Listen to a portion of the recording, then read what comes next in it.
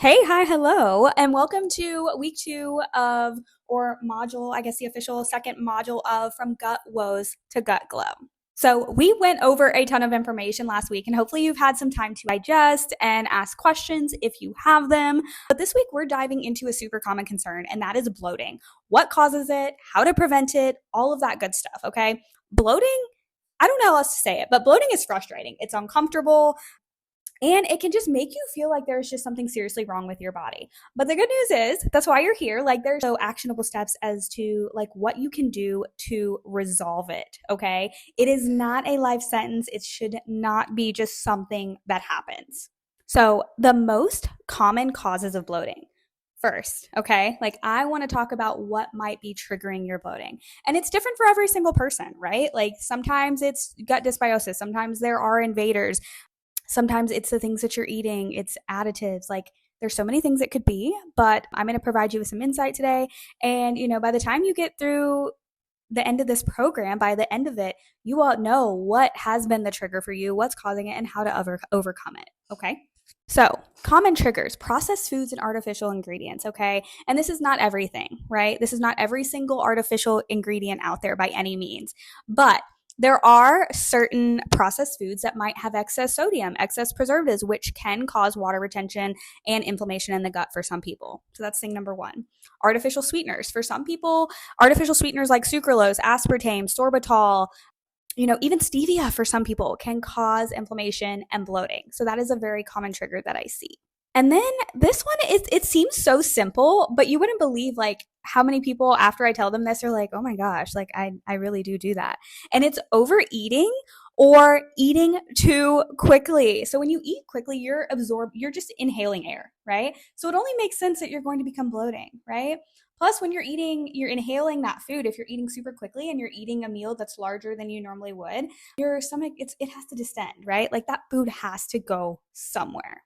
And then, so in this next section, I want to kind of talk about hydration and stress because believe it or not, hydration and stress play a huge role in whether or not you become bloated. Okay. Not drinking enough water slows down digestion. So it does not allow the food to move through your digestive tract, which can cause constipation and bloating.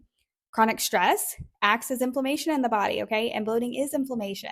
So when we are chronically stressed, that's just going to put your body in fight or flight mode, slowing down digestion and causing that gas to really build up in the body, okay? So you're like, okay, if those are the triggers, like how do I know what's doing it for me, right? And like I said, everybody's body is different. So the key is to track your symptoms and see what is affecting you, okay? That's why you have number one, your food and mood journal, but also just like us working in a intimate capacity, working closely together so that we can identify like, oh, maybe I'm only bloated on the days that I'm at the hospital, or maybe I'm only, on the weekends I'm not bloated, on my days off I'm not bloated, or when I'm on vacation I'm not bloated. Like we're going to look at those things and become a detective, okay? So also, just start paying attention, like I said, to the foods, certain time of day. Does poor sleep cause more bloating for you and inflammation? And like I said, this is why you have your food and symptom journal, and you can always just document it anywhere in the portal. Like if you notice anything else going on that you're like, hey, like what could this be? So next steps and homework for you this week, I really want you to just try incorporating more whole nutrient dense foods, reducing just processed foods. I don't want you to omit them completely out of your diet. I'm not asking you to do an overhaul, but I do want you to start focusing on whole foods, okay?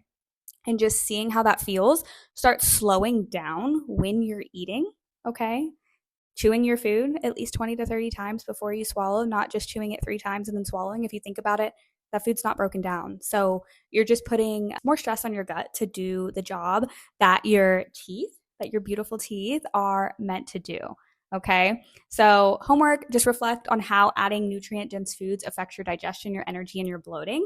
And really, that's it for this lesson. Next week, we're going to dive into gut healing foods and supplements that might help your journey, might be a part of your specific journey to having more energy and less bloat.